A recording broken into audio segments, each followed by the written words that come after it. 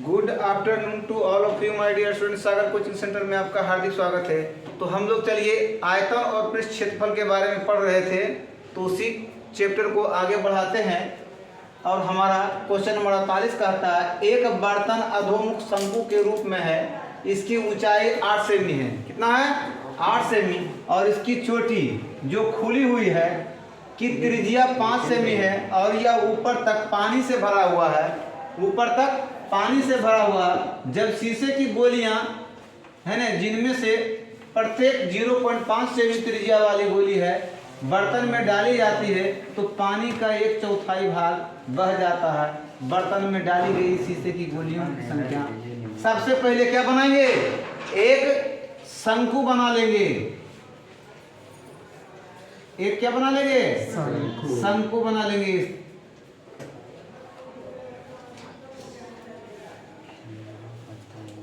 ठीक है। इसकी ऊंचाई जो बता रहा है,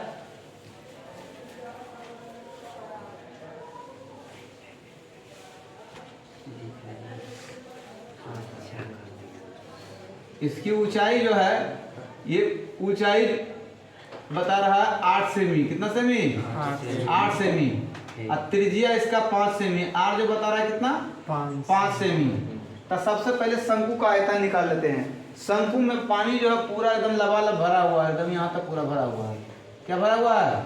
पानी भरा हुआ पूरा, है ना। तो शंकु का आयतन क्या होता है? शंकु का आयतन बराबर 1/3 पाई आर स्क्वायर एच। ये होता है। तो शंकु का आयतन जो है 1/3 पाई का मान 22/7 ले लेते हैं। ठीक है। और आर जो है 5 के स्क्वायर है। ऊंचाई जो है 8 है ना। तो कितना आ जाएगा? 1/3 22/7 गुना 25 गुना 8। क्लियर? 25 200 200 गुना 22 दूनी 44 4400 अब बटे 7 21। कटता तो है नहीं, इतना सेंटीमीटर क्यूब हो गया। अब कहता है निकल गया था ऊपर तक पानी। जब शीशे की गोलियां इनमें से प्रत्येक का 5 सेमी वाली है तो बर्तन में डाली जाती है तो पानी का 1/4 भाग बह जाता है ना। तो बहा गया पानी का आयतन है ना बराबर शंकु के आयतन का माने गुना 1/4 1/4 भाग 1/4। तो 44 कितना है ये? 44 पर 00 और गुना 1/4। 4 से काटेंगे कितना आएगा? 11 × 44 11/100/21 सेंटीमीटर क्यूब। इतना बह गया पानी। इतना पानी क्या हो गया? बह गया। अब कहता गोली की संख्या। एक गोली की जो है त्रिज्या दिया हुआ है ना। तो गोली का आयतन निकाल लीजिए पहले। गोली का आयतन बराबर 4/3 पाई आर क्यूब। बोले थे फॉर्मूला याद करने। 4/3 पाई का मान 22/7। आर का मान कितना? 0.5 के क्यूब। यही कह रहा है। तो अगला स्टेप पढ़ेंगे 4/3 कटेगा थे नहीं है ना। 5 गुना 5 गुना 5 25 125। कितना? 125। और दशमलव 1 अंक 2 अंक 3 अंक के बाद में हो जाएगा। तो 3 अंक के बाद यहाँ आ जाएगा। अब इसको गुना करेंगे कितना आएगा? 125 गुना 2288 125 गुना 88 कर देंगे। 8 5 40 की 0 बकिया 4 8 दूनी 16 16 4 20 के 0 बाकी 2 8 8 8 2 10। तो 0 नहीं आएगा। नहीं? चूंकि 88 है। 0 0 0 1 1 11,000 कितना गया? 11,000 11,000 बटे सतिया 0.3 अंक के बाद यहाँ जाएगा ना, यानी कि 11 बटे 21 सेंटीमीटर क्यूब, यही ना। अब कहता है हमारा शंकु का आयतन आ गया, पानी जो बहा हुआ आ गया, आई गोला का आयतन भी आ गया। अब गोली की संख्या पूछ रहा, क्या पूछ रहा है? गोली की संख्या बराबर गोली की संख्या, जितना पानी बहा है उतने ही ना गोली डलाया है। जितना पानी बहा है शंकु से उतना ही गोली उसमें डाला गया, यानी इक्वल होगा। तो लिखेंगे बहा गया पानी का आयतन, क्या लिखेंगे? बहा गया पानी का आयतन, अब बटे गोली का आयतन, गोली का आयतन, माने एक गोली का संख्या निकल जाएगी इसका। तो देखिए बहा कितना? 1100 अब बटे 21 बराबर देना है। ई मेन भाग सामने मेन वाला होना चाहिए, और यहाँ 11 बटे 21, क्लियर। अब देखिए 1100 बटे 21 ये उलट के चल जाएगा, 21 बटे 11, 21 से कट जाएगा, 11 का 11 कितना गया? 100 बराबर 100 गोली हो गया आंसर। क्या हो गया? 100 गोली आंसर। कहता 3 सेमी व्यास वाले शीशे की कुछ गोलियां पानी युक्त बेलनाकार बीकर में डाली जाती है और वे पूर्णतः डूब जाती है। बीकर का व्यास दिया हुआ है, यदि बीकर में पानी 2 सेमी उठ जाए तो बीकर में कितनी गोलियां डाली गई, गोली पूछ रहा। तो पहले जो है बीकर माना कि बीकर की ऊंचाई बराबर h मान लेते हैं, है ना? और बीकर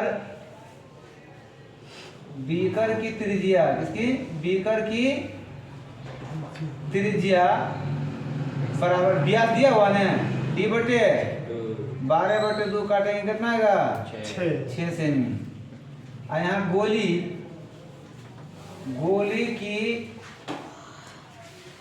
त्रिज्या ये भी d/2 यानी 3/2 सेमी। यहाँ तक कोई दिक्कत नहीं है। आप देखिए पहले जो है बेलन में पानी का सतह इतना था, तो है ना, बीकर में पानी का आयतन इतना, और डालने के बाद उठ के इतना हो गया, है ना। तो सबसे पहले क्या निकालें हम? उठे हुए जल लिखेंगे, बीकर में पानी डालने पर बीकर में गोली डालने पर पानी की ऊंचाई बराबर, पहले से h माने थे 2 गोल उठ गया, इतना सेंटीमीटर में हो गया। तो बीकर में उठे पानी का आयतन क्या निकालेंगे? बीकर में उठे हुए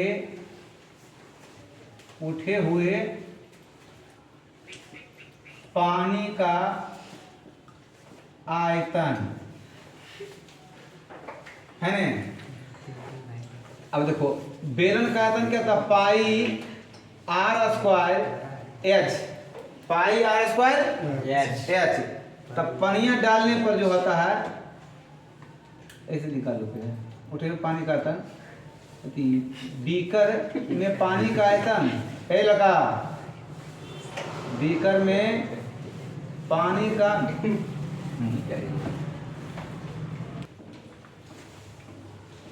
बीकर में पानी का आयतन, बीकर में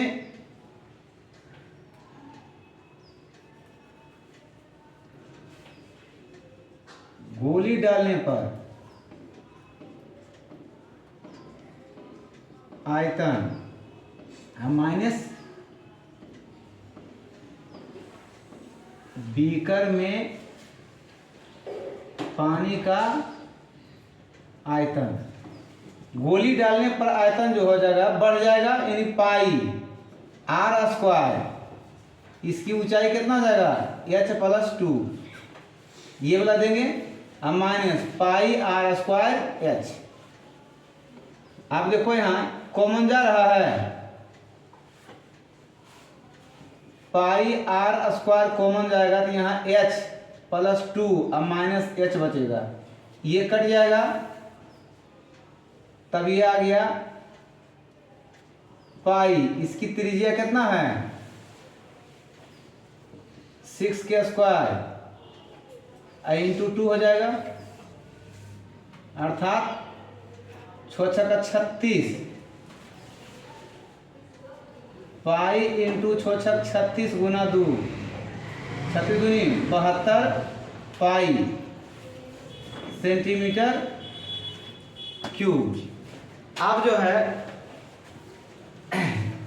बहा हुआ जो है क्या निकल गया, पानी, बीकर में उठे हुए पानी का आयतन।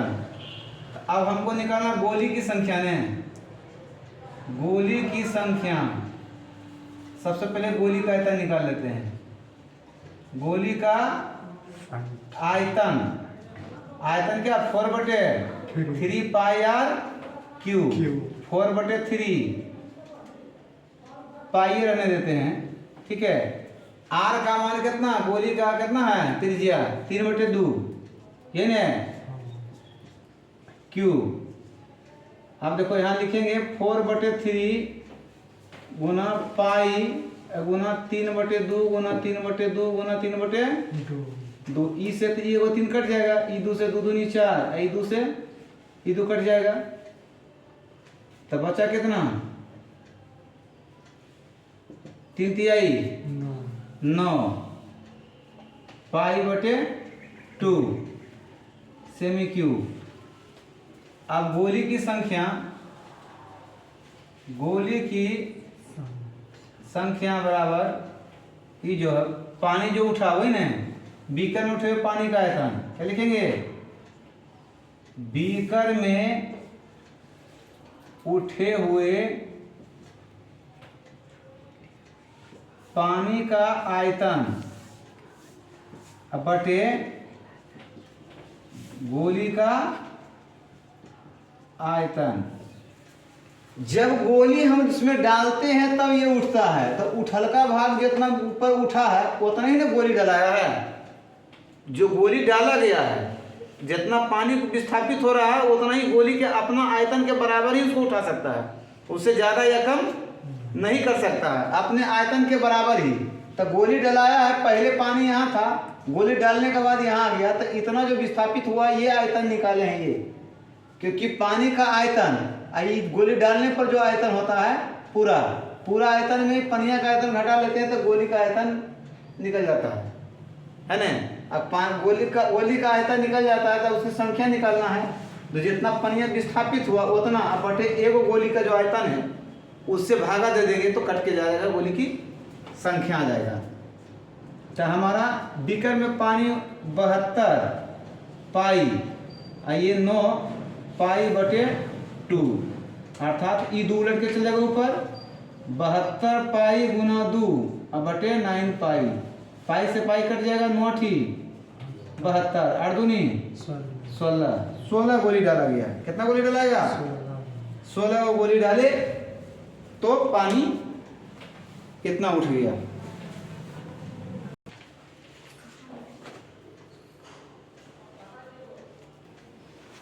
अब यहाँ दिया हुआ है 24 सेमी व्यास का एक लंबवृत्तीय बेलन जल से 25 सेमी ऊंचाई तक भरा हुआ। देखिए 25 सेमी तक यहाँ पानी भरा हुआ है। इसमें से एक ठोस लोहे का गोला डालने पर सतह की ऊंचाई 6.75 सेमी ऊंची हो जाती है। ये लोहा का ये गोला डालेंगे, क्या डालेंगे, गोला जैसा ही इसमें डालें तो पानी की सतह जो यहाँ तक आ गया, कहाँ तक आ गया, पहले यहाँ तक था और जब डाले तब ऊपर आ गया, यहाँ तक आ गया, कहाँ तक आ गया, तो यहाँ से ऊंचाई जो 6.75 सेमी हो गया। पहले से 25 सेमी था, पहले से क्या था 25 सेमी था। तो जो पानी उठा है उतना ही गोला का आयतन होगा। गोला, लोहे का गोला डाले हैं तो जितना पानी उठा है तो अपन आयतन के बराबर उसको विस्थापित किया है ना। तब सबसे पहले बेलन की त्रिज्या बराबर d/2, 24/2 काटेंगे कितना, 12 सेंटीमीटर। ठीक है,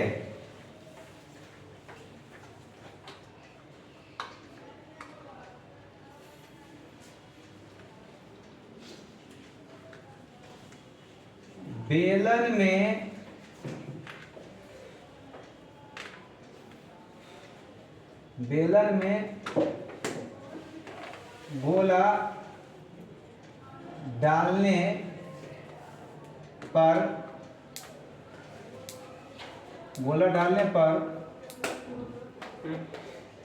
विस्थापित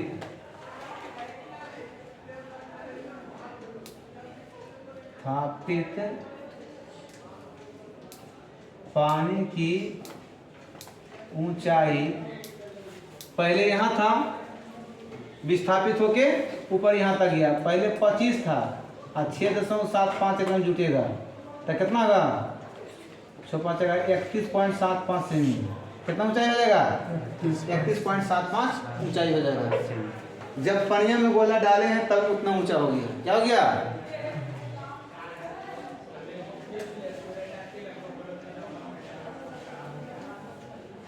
गोला डालने पर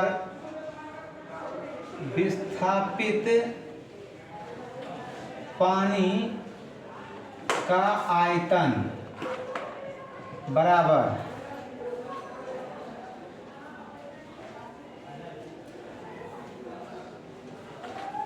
गोला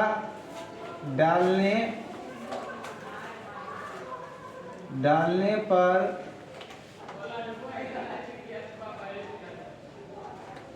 पानी का आयतन माइनस पानी का आयतन है ना। पहले से लिख देना, पहले से बेलन में पानी का आयतन, गोला डालने पर पानी का आयतन जो होता है πr² ने माइनस इसका भी फॉर्मूला πr²h। लेकिन इसकी ऊंचाई जो हो जाएगा, इसका जो है h1 मान लो। क्या मान ले, h1। तो h1 जो होगा πr तो एक ही होगा r² है ना। यहाँ h1 minus h।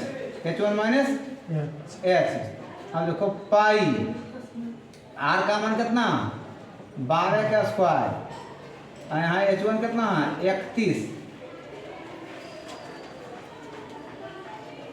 31 minus h पहले से कितना था 25 था, सॉरी 31 पॉइंट कितना 75 न था 75, यहाँ 25।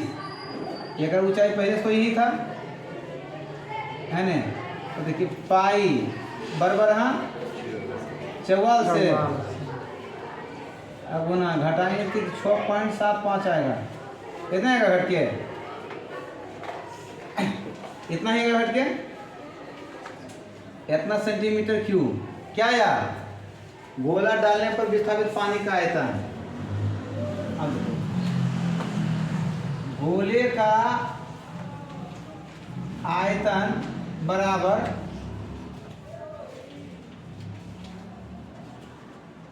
गोला डालने पर विस्थापित पानी का आयतन। गोला का आयतन फॉर्मूला क्या था, 4/3πr³। और गोला का जो है आयतन जो है विस्थापित हो गया पाई, अब गुना 144 गुना 6.75, ये ना आया। हमको इसका r निकालना है, r ने r³ बराबर पाई गुना 144 अब गुना 6.75 अब बटे ये 3 चल जाएगा, इन्हें उलट के ऊपर चल जाएगा, बटे में ऊपर चल जाएगा, यहाँ 4 पाई आ जाएगा, ये पाई से पाई कट जाएगा, कटेगा नहीं, 4 से 4 तिहाई 12 घट के आएगा 2, 2 पर 6, 2 पर 6, 2 पर 4 24, 4 6 का 24 36। अब RQ बराबर आ गया 36 गुना 5 5 बकिया 1 7 कैसे 5 के 2 बकिया 2 छोटी 18 2 20 0.2 अंक के बाद है 0.2 अंक के बाद। चलिए गुना करके निकालना पड़ेगा तो गुना करके निकालना पड़ेगा इसका। चलिए अब इसको जब मल्टीप्लाई करते हैं हम और r बराबर क्यूबिक रूट एक मल्टीप्लाई करते हैं तो 729.00 क्या था 00। अब देखिए यहाँ निकालते हैं, इसका गुणनखंड करेंगे तो क्यूबिक में है, गुणनखंड देखिए तोड़े हैं तो ये क्या आया 3 गुना 3 गुना 3 गुना 3 गुना 3 अब गुना 3 1 जोड़ा 2 जोड़ा गया ना तो 3 गुना 3 बराबर कितना 9 सेमी हमारा आंसर, 9 सेमी हमारा आंसर आ गया।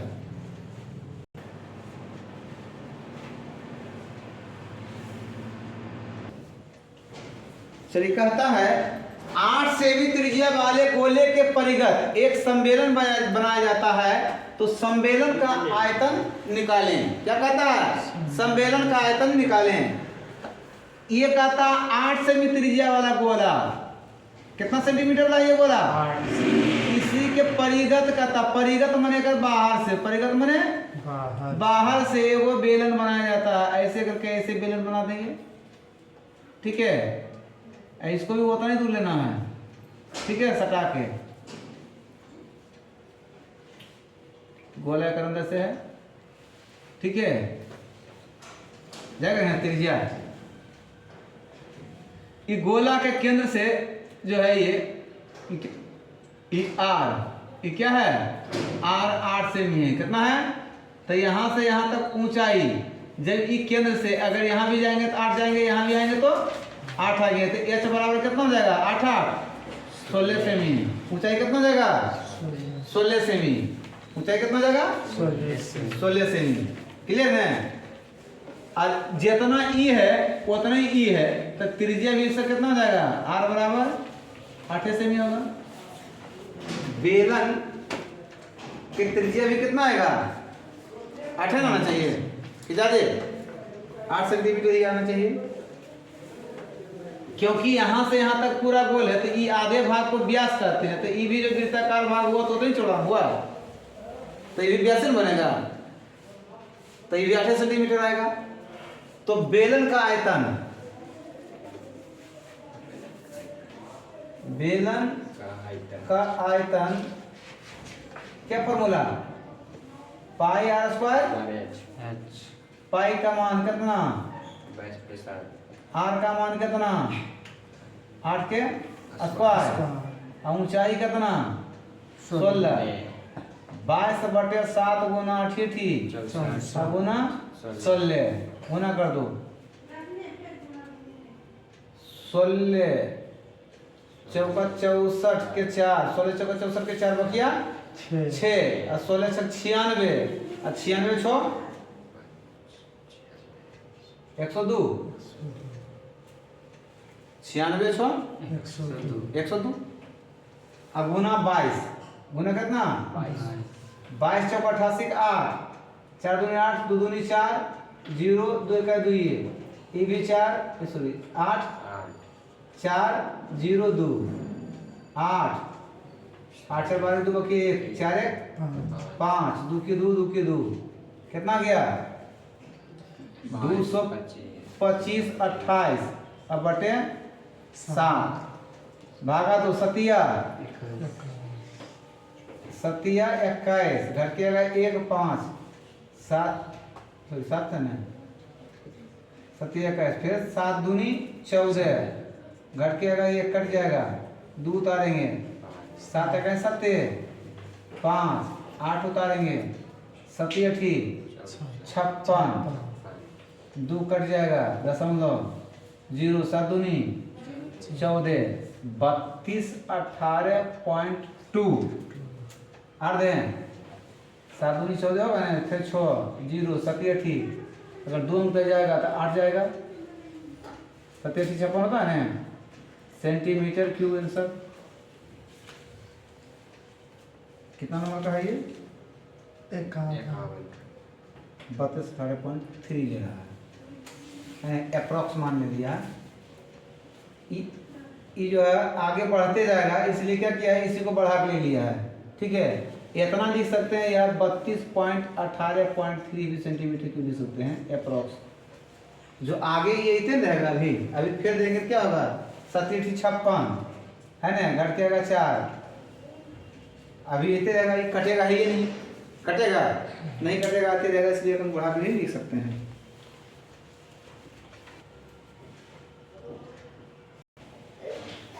कहता शंकुनुमा गिलास के ऊपरी सिरे का व्यास 6 सेमी और ऊंचाई 9 सेमी है यदि एक 3 सेमी व्यास और 2 सेमी त्रिज्या वाले बेलनाकार कटोरे से गिलास में दूध भरा जाए तो कितने कटोरे दूध की आवश्यकता होगी तो सबसे पहले त्रिज्या निकाल लेते हैं है ना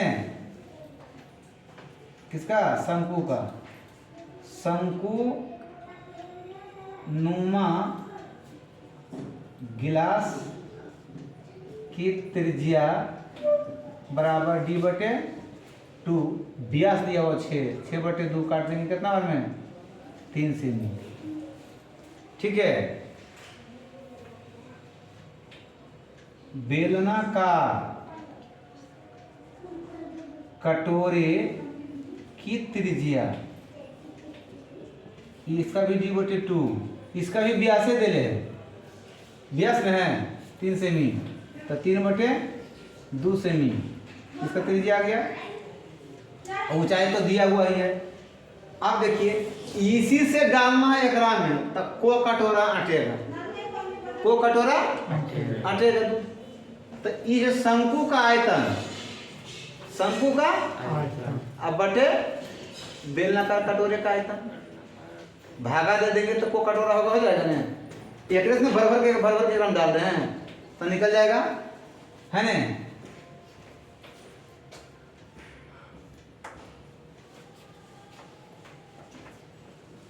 कटोरे है ना कटोरे दूध की संख्या है ना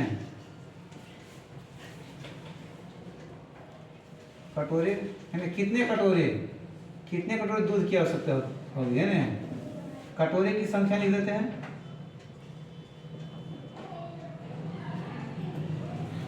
शंकु किसका शंकु का आयतन बटे बेलन का आयतन 1/3 पाई r स्क्वायर h यही ना चलते नीचे 1/3 पाई रहने देते हैं 1 r कितना 3 के स्क्वायर ऊंचाई कितना 9 ऊंचाई कितना इसका पाई रह लेते हैं इसकी r कितना 3/2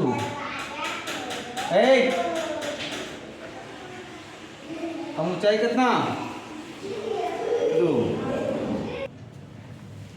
अब देखना है ये देखो 3 से ही कट जाएगा 3 तिया 9 कट जाएगा ना अब बराबर ये हो जाएगा पाई 3 तिया 9 गुना 3 और नीचे में आ जाएगा पाई गुना 3 तिहाई 9 अब बटे 2 दूनी गुना 2 से कटेगा 2 दूनी 4 कटेगा आई पाई से पाई काट दें बराबर 9 गुना 3 गुना यू उलट के चल जाएगा 2 ऊपर अब बटे में 9, 9 से काट देंगी 9, 3 दूनी 6, है ना, 6 कटोरा दूध, वो कटोरा 6 कटोरा दूध हमारा आंसर आ गया।